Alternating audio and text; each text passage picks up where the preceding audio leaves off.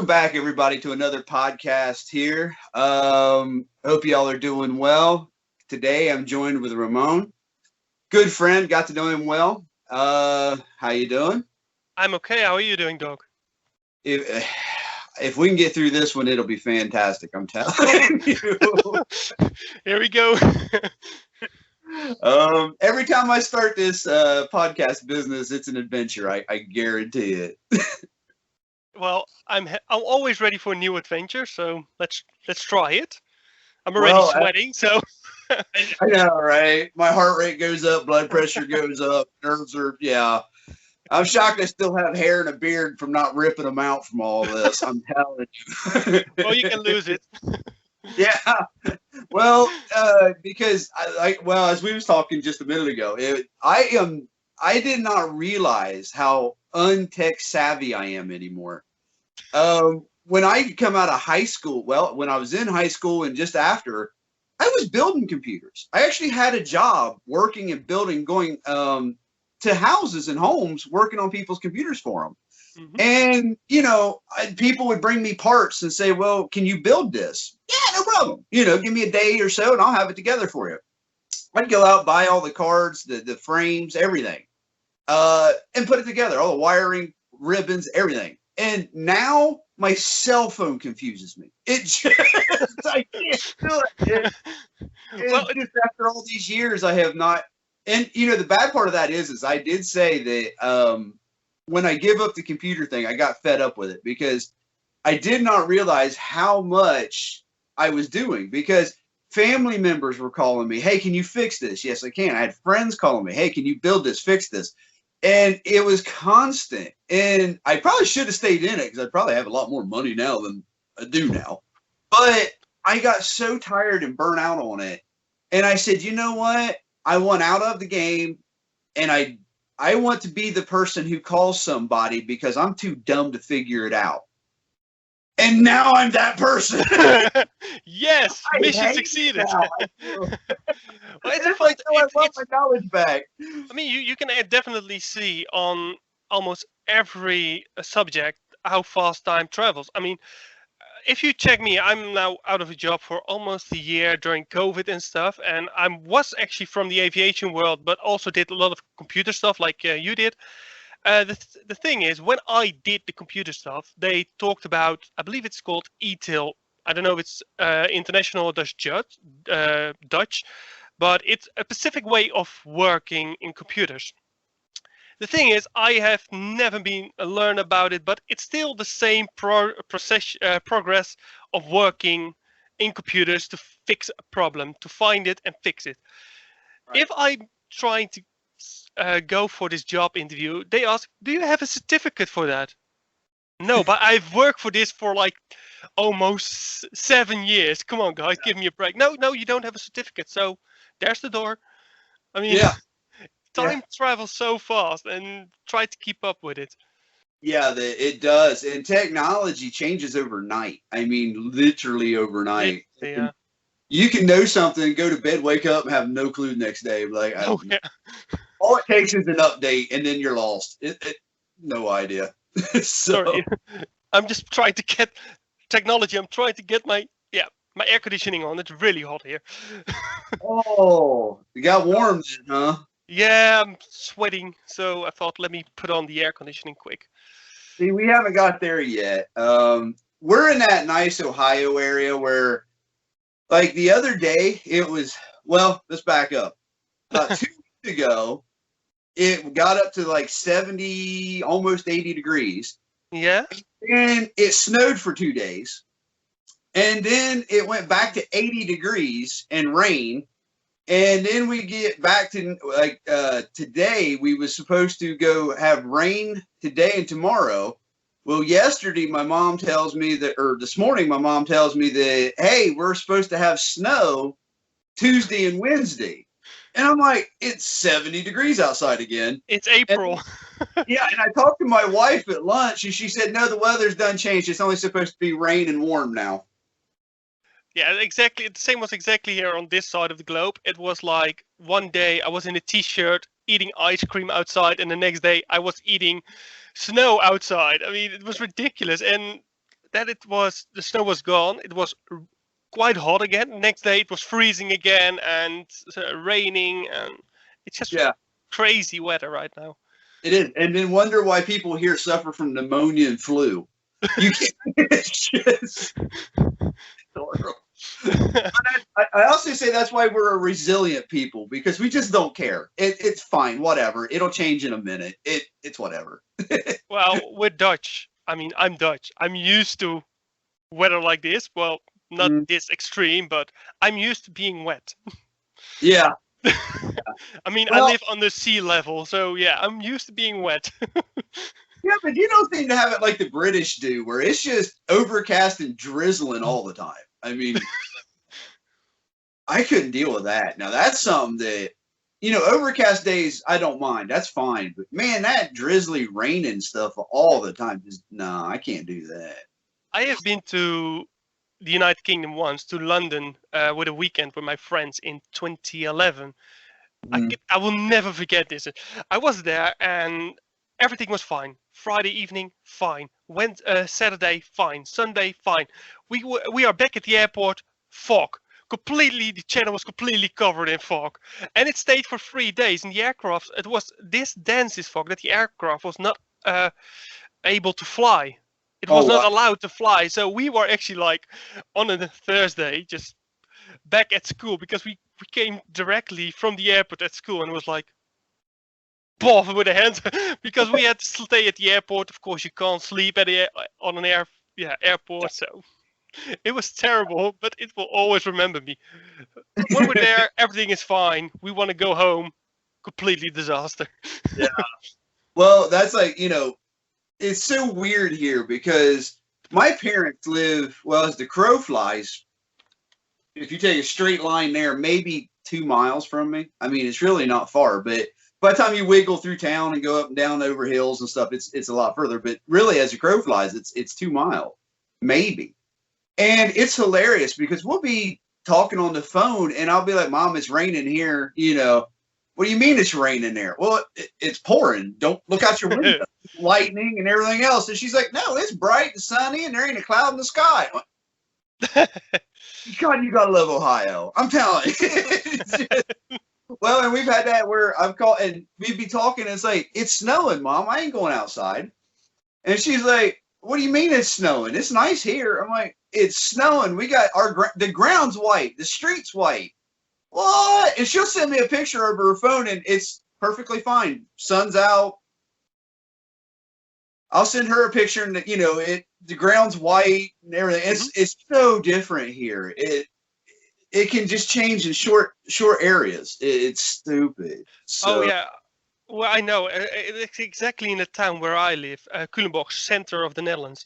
And if you check out with maps from the ancient times, then I think around, 2 kilometers, so let's say a mile down that direction, your direction, there is a dike. There is a dike right now, but in the ancient time, it was actually the beach. oh wow. And I'm in the middle of the country, so that means that like half of the country was actually flooded in ancient times. But still, to this day, you can tell, because if we have the wind from a specific direction, and there is a lot of overcast coming, it just doesn't come over that dike. It just stays there, and it just pours. Everybody there drowning, and I'm still fine here. But if it comes from like 45 or 90 degrees from the other direction, we are drowning, and no. it's like ridiculous. So I think it was my mother's grandma who always said something. I don't know how she said it, but she said if it comes from a specific direction, you're safe. Yeah. If not, run. And she was always right. It was always so. Yeah, it's ridiculous. Yeah, our saying is just wait around a minute. It'll change. It'll change. And it's basically the truth. I mean, it's just what you live with. You always take clothes with you because you just never know. It's just. Well, we Dutch all have to learn how to swim before we're 6 years old, I believe, because we're beneath. Yeah. I don't know how it is with immigrants, but if you're born in the Netherlands, you have to learn how to swim before a specific age. Well, because we're beneath sea level. So we need we need to know how to save ourselves. Yeah. And it happened many times. I think the last time was in when I was 5, so I can't really remember it, but I've seen a lot of footage, and it happened a couple of years ago somewhere else in the Netherlands, that the water level was so high that the government actually breaks down a dike or a dam itself and just floods the area. Even if there is a small village or town, they just flood it. Oh wow. Of course, they first take the people out, and Yes. they say, yeah, well, we evacuate you guys, and then so the people are evacuated. They store the equipment somewhere, I don't know, somewhere in the attic or something, and they just break down the dam. They just say to the army, break it down, and just they break it down, and all the water just floods into the area, releases all the pressure around the entire country.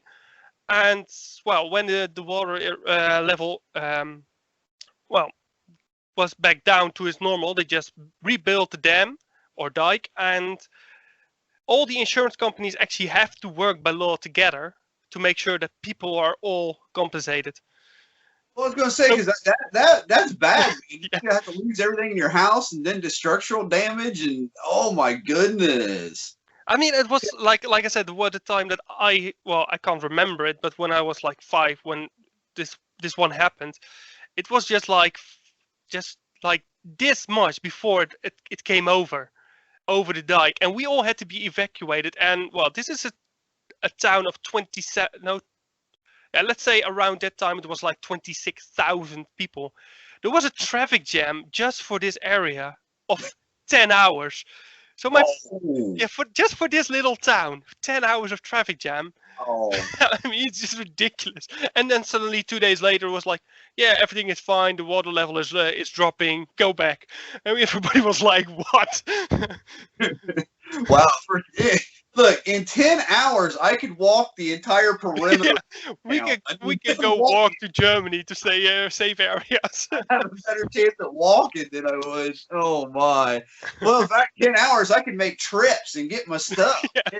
You know? Yeah, in 10 hours you could get an airplane to your holiday destination these days. Well, yeah. I could go to like Spain in 10 hours. Yeah. That is something I still need to do. I need to go flying. I've never been on a plane. And Nolan Carter has offered, when he gets his pilot license, he's going to come get me and take me flying. But Cool. yeah, I need to do that. So, and I think it was on one of our phone calls where I said that, there's a place here close to, well, it's about an hour and a half from here. And they take people up and do skydiving. And I thought, well, how cool would that be? My very first plane ride, I jump out. Just That will be very hysterical. that would be that. That just That will be your first or your last one. well, it could be both. Could be both. Yeah, that I need to do. Yeah, well, I've been on a lot of aircraft, of course, because I studied aviation electronics, and so I was on an aircraft a lot, especially at the Dutch airport Schiphol. And the most annoying thing then is that you are standing outside the aircraft. You just know an aircraft means holiday. It just means one thing, holiday. And you see everybody bored, and you just have to stay outside like, no, not again. It's not that bad, but if you look outside, okay, this plane goes to Dubai or something, and you look outside, you see rain, wind, storm, maybe snow. You think, van, I want to just hijack this plane and go back with them. I just, or just jump somewhere where they can't find me. Yeah, yeah. See, the commercial airline is what scares me. I would much rather go up with a private person, honestly. In fairness, my ultimate would be a helicopter ride. I would love to go up in a helicopter, and I like the little ones. Here they're the oh shoot, what is it? The little I done went brain numb. They're just the little bubbles. The Drones? no, not the drones. No? The shoot, I want to say it's a sparrow, but it's not a sparrow. I don't think. I done went brain numb. I can't remember what it is. the whole front's glass. You know, the whole You mean the same like Richard Hammond has, like yeah, the Robinson R22. something like that. Yeah, the little one. I would love to do that, and to me, that would be so much fun. Um, and of course, you know, my dad was a Vietnam vet, and Hmm. he always talks about how, you know, yeah, there's nothing better than, you know, just sitting on the door with your feet The hanging out helicopter. or flying. And I'm like, that would be so much fun as long as I'm tethered in. Oh, I remember. I remember. I was on a helicopter once, and it was just hysterical because my instructor was in the military for years, so he knew everybody. He knew the base commander. He knew everybody, and he said, "Do you like to go with a ride on a chopper?" I was like, "Oh yeah, I want to go." And then suddenly we went up, we started flying, and then suddenly it stopped, and I was like, "Why are we hovering right here?" And he said, "Yeah, the traffic light is red." And it was actually pointing at a traffic light down on Oh, the road, and he was like, it was red, okay, and it was green, and he just go on. Oh wait, yeah, another one red. Red. It was like, why are we doing this? I mean, come on. yeah, It was just so hysterical. I was like, and those people on the ground, she thought, what is he that's doing? They hilarious. thought it wasn't, I don't know, like we were looking for someone. Or we were like, yeah, it's red. Okay, white. Oh yeah, it's green. Up. That's hilarious. I know some people. Well, kind of know some people's got planes, and it's like one of them. It's just so hard to get a hold of him, and he's like 86 years old. And he is on the go all the time still, and it's like, dude, take me up, please. I've known you my whole life, but it's just always he's so busy. You can't Mhm. hold him down long enough to get it done. I would love to go up with that. He started off, which I've heard that, you know, to be a better pilot, you should start off by learning how to fly a glider first. Well, that's Definitely. what he done. He started out in gliders, and he said that planes were too expensive. He could just do gliders. Hmm. Well, then he bought a plane, and so, you know. Um, anyway, I was watching a video on gliders, and I didn't know this was actually possible.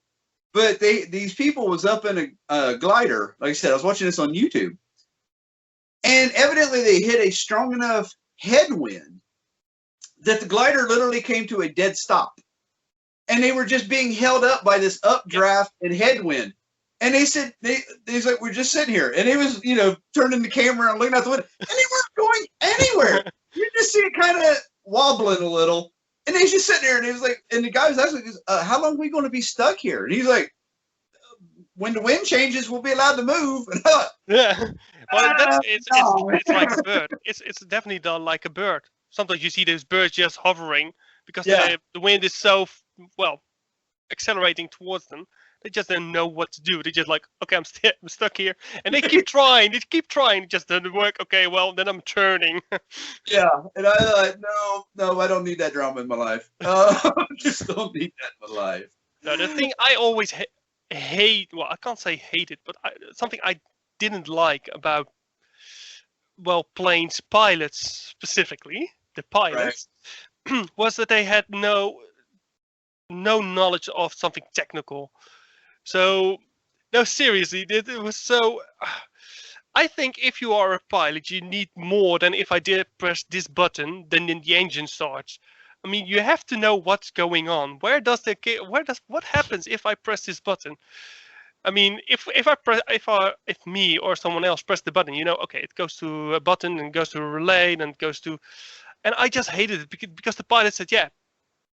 I mean, there is an example in about how pilots react to engineers, and they said, well, there is always a mouse, like on your keyboard, there is a mouse in the cockpit or flight deck, and they say, yeah, mouse in the flight deck. Okay, cat installed.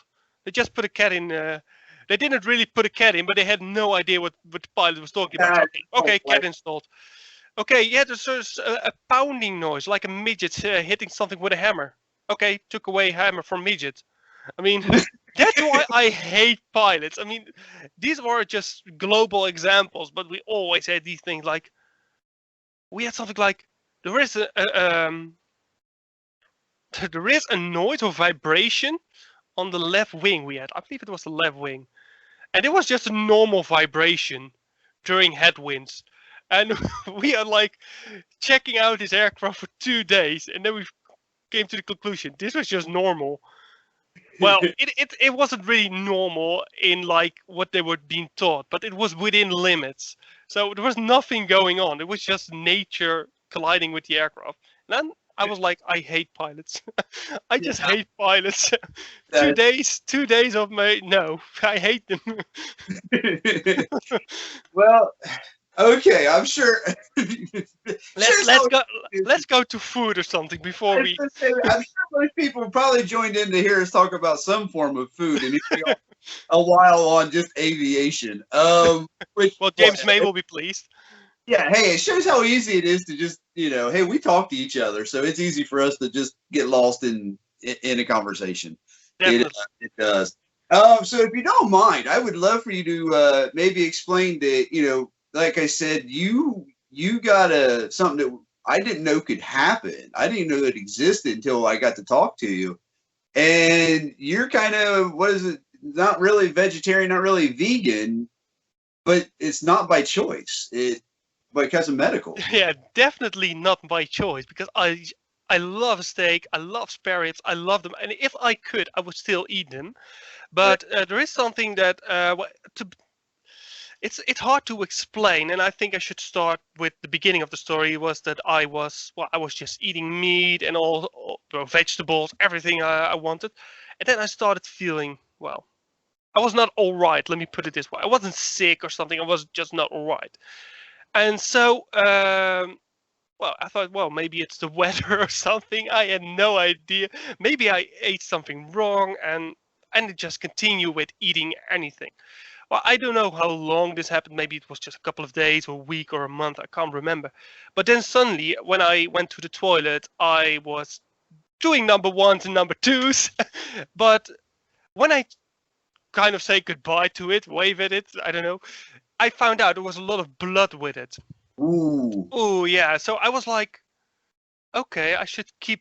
Well, I'm Dutch. It means I'm not going to the doctor for everything. So I was like, okay, I keep I keep an eye on it. And so, but this stayed on for like a couple of days, and I was like, okay, I had this feeling in the back of my head that I thought, okay, maybe I should eat things that are easy to digest. So I was just eating, in my opinion, easy to digest fruits and vegetables. So no meat because the structure is a little bit hard to, yeah, for your stomach to digest and all. It has to do a lot of squeezing movements, and so. But the thing is, when I did that, it stopped. There was no blood anymore. I felt a lot better, and so there was something like, okay, maybe it's just over. So I started eating meat again, and within, I believe it was like 2 days, it was again a lot of blood. And then I was like, okay, I'm not going to eat meat for a long time because there is something, maybe it's just an infection or something. I just don't do it. I still didn't want to go to the doctor. Don't play. And this was I think around the time of October. Then it was December, Christmas Day. We were at a restaurant, and I was like, oh crap, it's all meat. There was Mm, no play. There was no way of getting something vegetarian if you didn't say it in advance, months before. So I was like, okay, I'm not gonna say anything. I'm just gonna try. So I had a lovely steak. It was very delicious. My mouth is still watering after it if I think about it. But within a couple of minutes after eating the steak, I feel very, very sick. And so I went to the bathroom and I just had to throw up. And oh. it was not like throwing up like you're being ill. It was like your everything what you had inside you had to come out. It was Mm. like there was, and it was not like it was like the floodgates of heaven, heaven were open because everything came out with such speed. It was like something I never experienced before. Wow. And so I just went back and I just told my parents it's not going well. So, but the strange thing is, you have to have some food. So when I came home, I just had some crackers, some puff rice crackers, and nothing was wrong again. I mean, I kept everything in me. So, well, now it was time to go to visit some medical engineers. Sorry, medical me- In a way, I mean, medical engineers, no, some medical professionals. And so I went to my own doctor, and she said, "Well, that's strange. I never heard something of this before." But so she asked, they're actually husband and wife, both are doctors. So she asked her husband. He said, "Well, by coincidence, I just read something about something like food intolerance. mm, So like milk intolerance, gluten intolerance, and it seems like you have a meat intolerance as well." So I had to be. Um, they got me in contact with some specialists in the hospital, and I had to go to the hospital, and they did some tests on me, and they didn't give me any meat or something. You just did this camera down inside me, and what they basically see, if for it's hard, it's easy to explain. If you do a lot of fitness sports, you always have these streamlines, these cracks. That's the inner side of my stomach right now. It's mm, just completely broken apart, and actually, they could actually show it. This was really painful. What they did actually, well, if this is my belly, they actually just hit me on the exactly on my stomach, and well, it hurt. Gave me some mm, tears, but you can actually see those cracks opening and just a little bit blood coming out. And they said, mm, "This is very, very. What did you do? Did you drink some chemicals or something?" They had no idea. The people in the hospital had no idea. And I said, "I don't know. The only thing is that well, it happens after I ate meat." And they said, "Well, don't eat meat for a moment."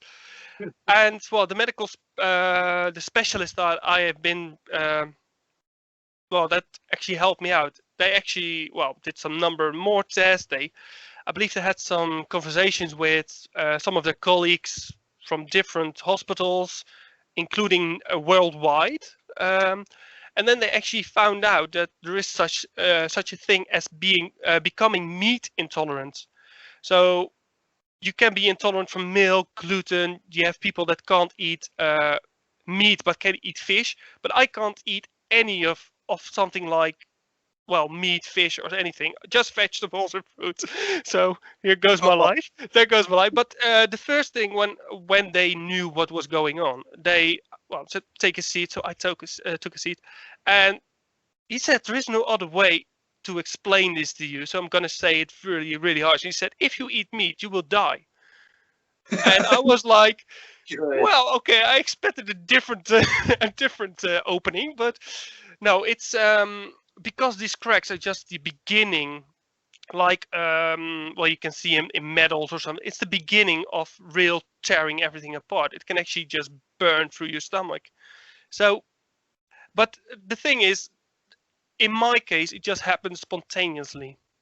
But Wow. it seemed that you can have it from a thick infest. Well, I've never been bitten by a tick or something.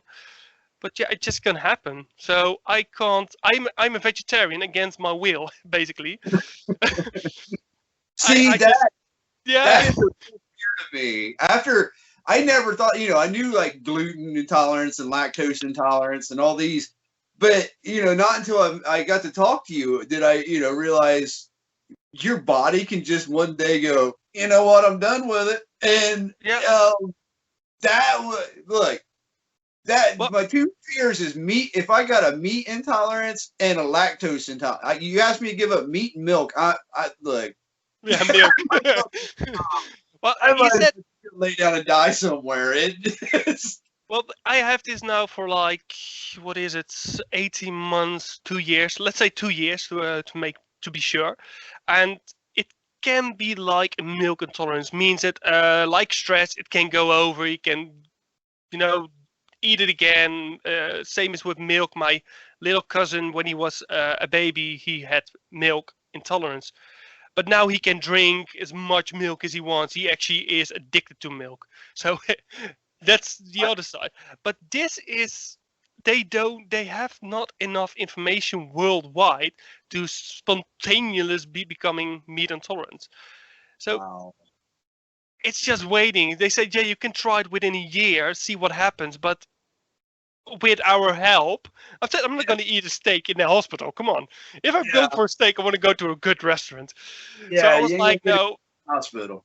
But I think with everything that has been happening in that, let's say, 3 months time period from the first doctor visits to the last one, and of course what happened before, I actually decided, I think my life is more important than a steak. So I said Yeah. no to it. And it's strange because, look, if you are, in my ex-girlfriend, for example, was a vegetarian. She decided to become a vegetarian because she didn't. It was sad for the animals, and okay, that's fine with me. I didn't make any fuss about it. I mean, if that's somebody's choice, okay. When my parents heard out, or my family, meat intolerant, and they actually for the first 2 months, every time they make me something with meat at dinner, because they had like, you have to eat something, but it was so different, and now it's just normal because I got so many replacement stuff, some good, some bad. I was gonna say you have showed some stuff that it's like, wow, I'd try that. You Yeah, know, I can actually show. I can show it. Let me. I got it somewhere. It's actually very funny because a friend of mine is actually a butcher by well, as a profession, and he actually makes vegetarian stuff. And I had no idea for the first 3 months that he had something vegetarian on his. Let me see, where is it? So this is actually what I eat. It's actually just tofu, but it actually looks like normal schnitzel, German yeah, schnitzel. actually don't look bad. I have seen some of the stuff you had the one vegetarian schnitzel, and I thought, you know what, that actually looks really good. Uh, Yeah, and most of the time, a lot of the vegan vegetarian stuff is not appealing. I have tried some things, and it's like, I can't do it. it's gross. Some are very gross. Specific if you go to these standard supermarket brands, it's like Yeah, ew. It's like I prefer throwing up in a different way than this way. But yeah. no, I'm happy with his friend. He gives me some. I just have to ask it, and he prepares it for me. Of course, I have to pay for it. Damn it! But But but yeah, the weird thing too for me is, well, you and a couple others talk about their vegan and vegetarian butchers, and I'm like, how's that work? no Because idea. first thing of is the butcher is somebody's coming out with the bloody apron, the meat cleaver, it's like, yeah, I'll get you something in a minute, and not somebody with like tofu and green peppers or something. It's just Well, it's a weird concept to me. it's actually fun because when I was in college for aviation stuff, I actually was with my friends in Amsterdam, and it was one of the first shops, butcher shops of the Dutch franchise, the Vegetarische Slager or the Vegetarian Butcher. And I was actually making a photo of it and laughing about it because it was so hysterical and so, I don't know. I was like, what what crackhead came up with this? And now I'm actually one of their main customers. I was like, what the hell? It's funny how it works. Yeah. I always Yeah, said, for example, to my ex-girlfriend, you can be a vegetarian, but I'm not gonna give up my meat. I can't live without. And now I'm actually I I haven't told her yet. Let's keep it that way. I don't want to give her the right. rights, but no, oh, yeah, I have, because of medical issues, I can't eat meat. But yeah, but Now, I have to say, if I driving in my car on the highway and I see this truck, this lorry full of chickens, and I think, it's a good thing because that's the human part inside me. But when I was in a restaurant, ooh, I miss that steak. I yeah, miss that steak, or I miss the spare ribs. yeah, So, I get that. so Now, I'm still the meat lover, but I just can't. I get that, and like I said, that is a fear I didn't know I would ever have. But when we got to talking, and you explained it to me before, and it was like, no, because Well, I would be in a bad way. Now, can you I eat think eggs and stuff? I can eat eggs. I actually eat eggs from time to time. Of course, my egg salad sandwich that I post sometimes. No, I can eat actually. Um, I can eat eggs. I just can't eat meat. Yeah. Yeah. Yeah. It's like I can eat cheese if I want. I can eat eggs. I can drink milk. But I just can't eat meat. And this happens for specific chicken, pork, cow, horse. What else do we have?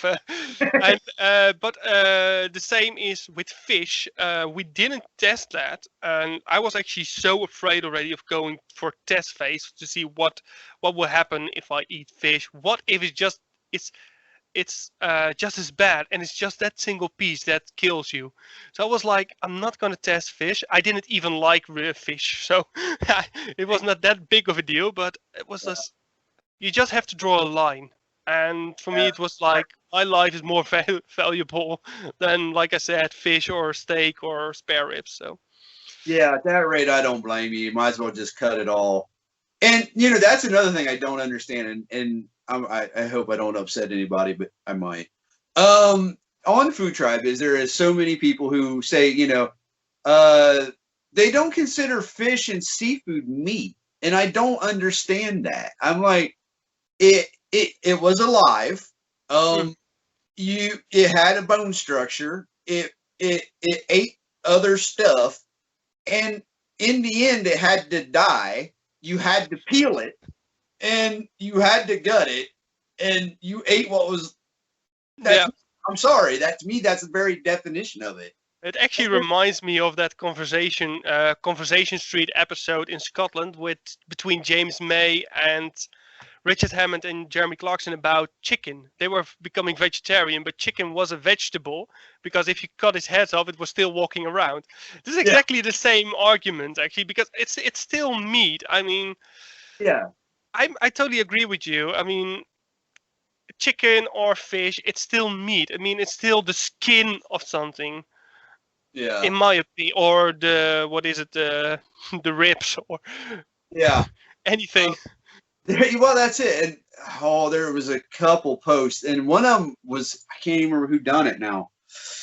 I go through so much stuff I can't keep track of it all. It's what we do. And they said it was Meatless Friday, and yet they were eating like salmon or something like that. And I'm like, that's still meat. You just like any other critter, you gotta peel it, you gotta take the meat off the bone, and it. I think it's one of those food categories, really. Meat is really meat, like pork, chicken, and that stuff. And fish is like really fish.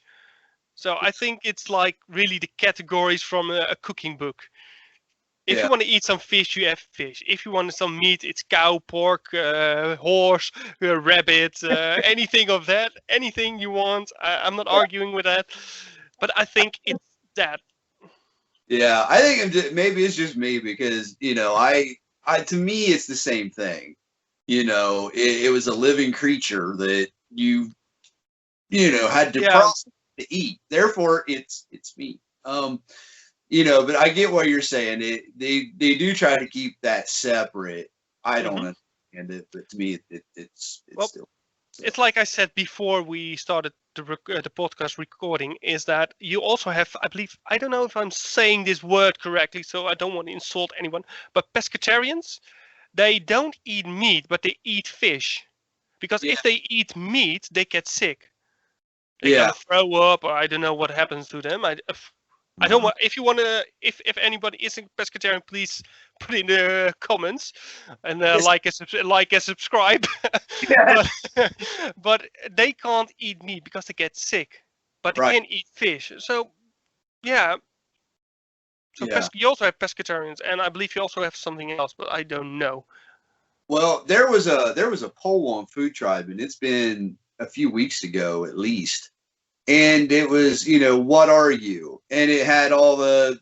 I didn't know there were so many categories, and I'm going down, and of course I fall under the meatitarian carnivore one Mhm. immediately, and I looked down and it was like 5 or 6 of them, and I'm like, really? And then I get down and it said click for more, and I'm like, Are What? you serious? There's that Where's many? And it just kept where's on. my dictionary? What is this? I thought it's like us carnivore, meatitarian people, vegetarians and vegans. I thought that's it. You Yeah. know, there was only No. three. I knew, of course, meat people, pescatarians. I knew that. I knew vegetarian, but I thought vegetarian vegans were the same until until I found out it wasn't.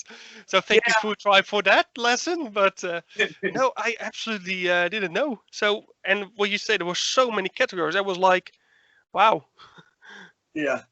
But, I but didn't know. And so, there again, I have learned so much being on FoodTribe. And, I sometimes cause problems because, I don't know. And to me, I'll say something like, just like, oh, I can't remember whose post it was now. And I brought up about the whole, fish is meat, right? And I don't mean it to be mean or sarcastic. It's just in my head that, yeah.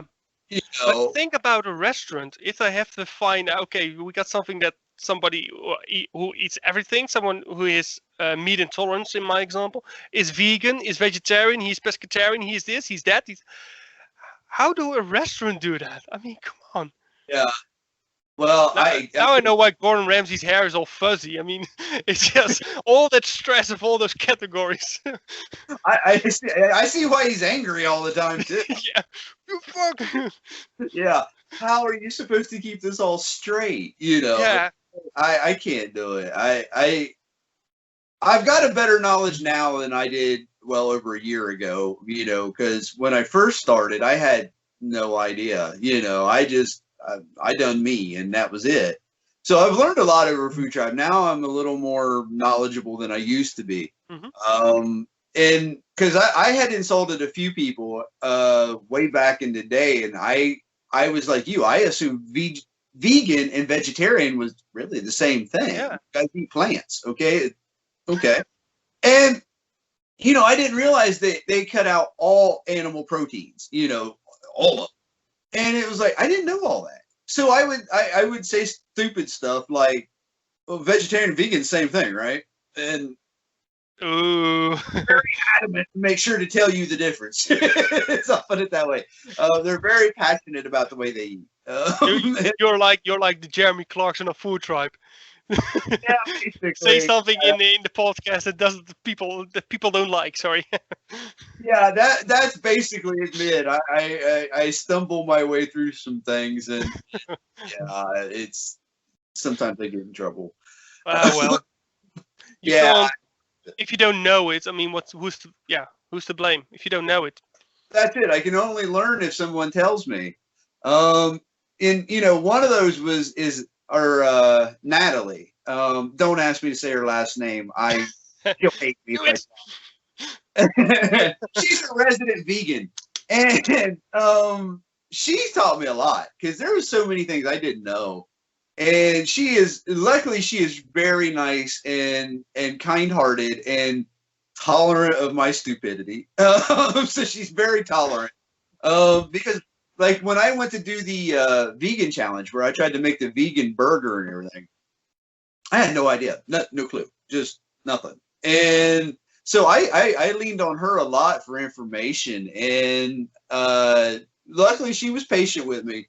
And there was a few times I thought, don't hate me, don't hate me. I don't know. I really don't know. So I've learned a lot. I really have. I still don't have it all narrowed down, and I still have we'll call it my Southern Ohio opinions on things.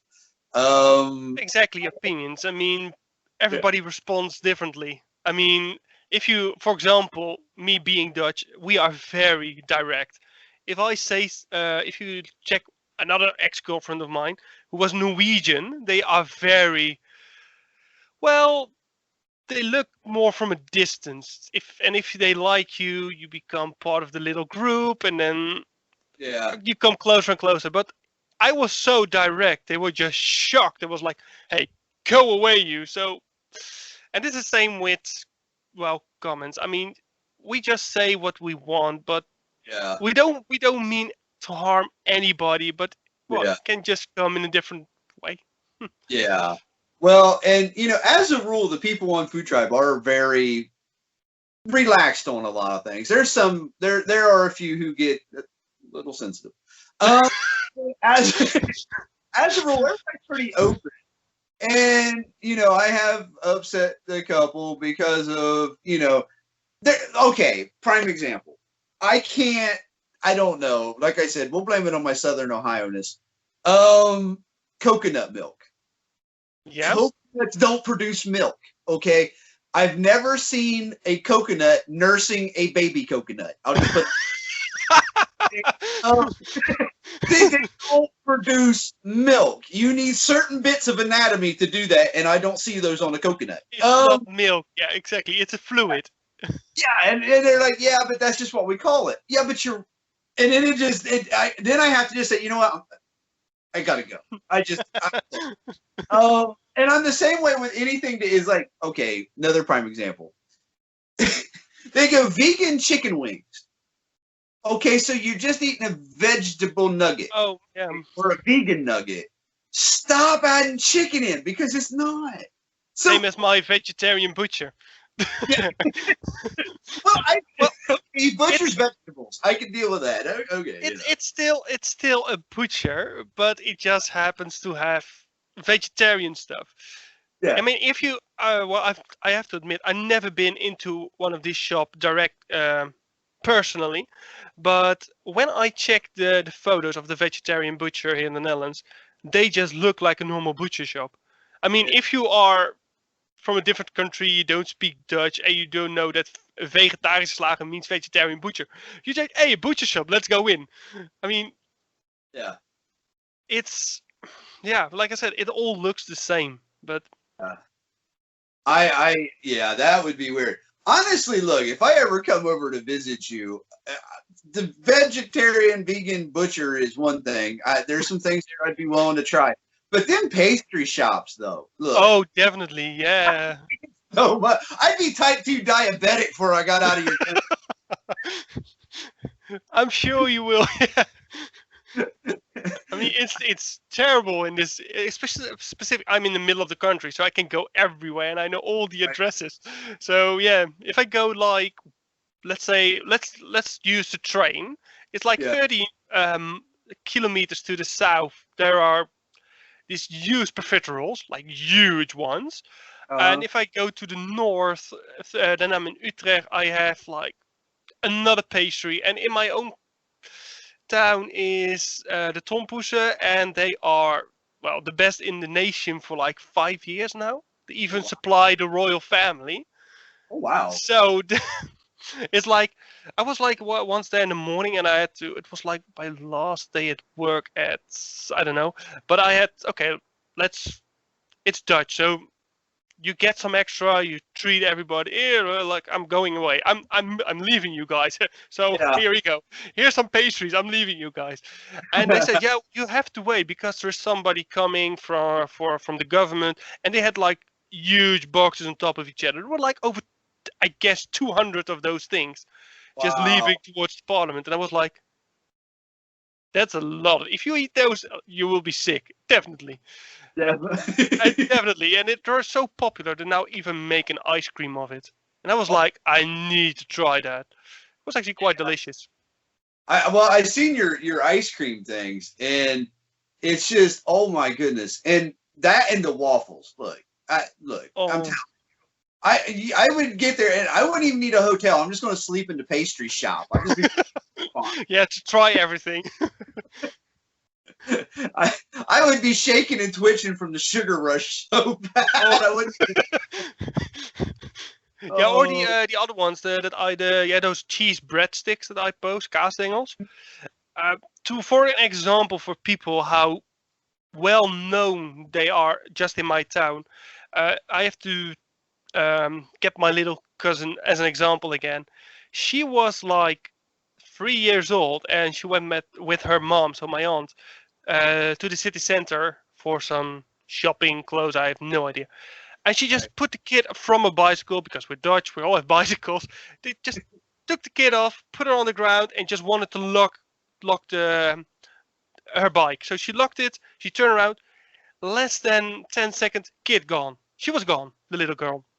Oh, whoa, So right? my aunt completely hysterical. Whoa, where is she? And well, there was luckily some police nearby. Oh, okay.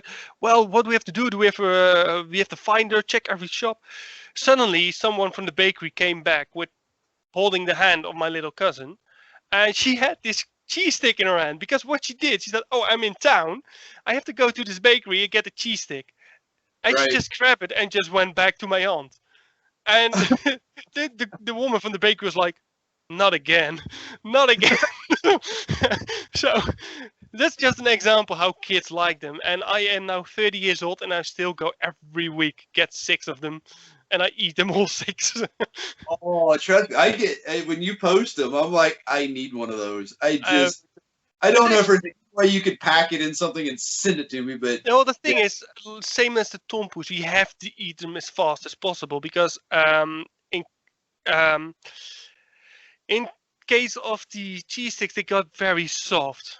So you Mhm. can basically, if I had one, I don't really have something to for an example. Oh wait, maybe I no, I don't. But if I have one directly from the oven and it's just cooled down, it's just stiff. But when I have it from, let's say, half an hour later, it's just Huh. it's just you can just shake it around and then just breaks apart and that's it. And then the taste is not.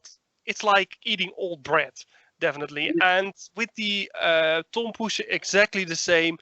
The puff pastry is all soggy, and the custard is like. Well, I have no explanation for that, but it's like it's like eating foam. You just have to eat them directly. That's how they don't use any well, let's say chemical parts in it, or GMOs, or it's all natural.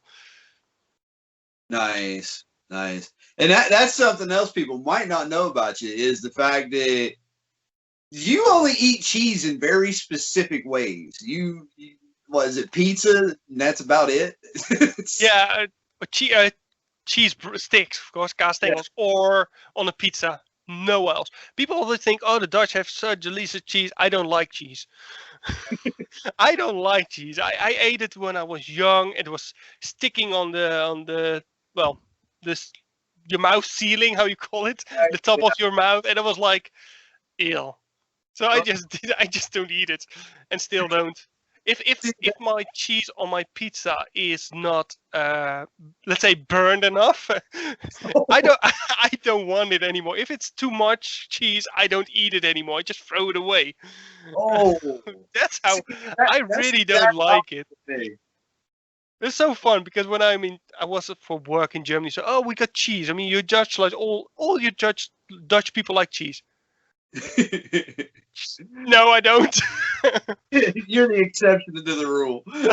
No, I'm actually not. I know actually a lot of people actually that don't eat cheese. Really? Really, they don't like it. It's Yeah. and it's most time for the same reason. It's just sticky in your mouth. We don't like it. I can't. I couldn't imagine because my three major food groups is bread, meat, and cheese. So I couldn't imagine giving up any of those. That I love cheese of all kinds, and well, I take that back. There is some I don't care for, but as a rule, I love cheese, and you can't never have too much of it. Now you like cheese. If you are in the Netherlands, we have to go to. Damn, I forget all those city names. I believe it. No, not Gouda. That's of the Dutch waffles. But there is one. It has a cheese market. It's just completely the entire market. The streets are just covered with linen cloth, and they just put cheese on top of them. It's just as Oh, many cheese as you want. I It's would like be in it's like trouble. looking at Michelin dolls all the way, everywhere. They're all just cheeses. It's just amazing. That sounds like a great place, man. Yeah, first we uh, have to get you some meat for your burger, and then the cheese for your burger, and then some bread for your burger. You can make it directly. yeah, that would be fantastic. I'm good with that. I'm good with that. I probably wouldn't go to the bathroom for months on end, but It would be completely stuffed with cheese. yeah, I'll suffer it. Yeah, it'd be fine. So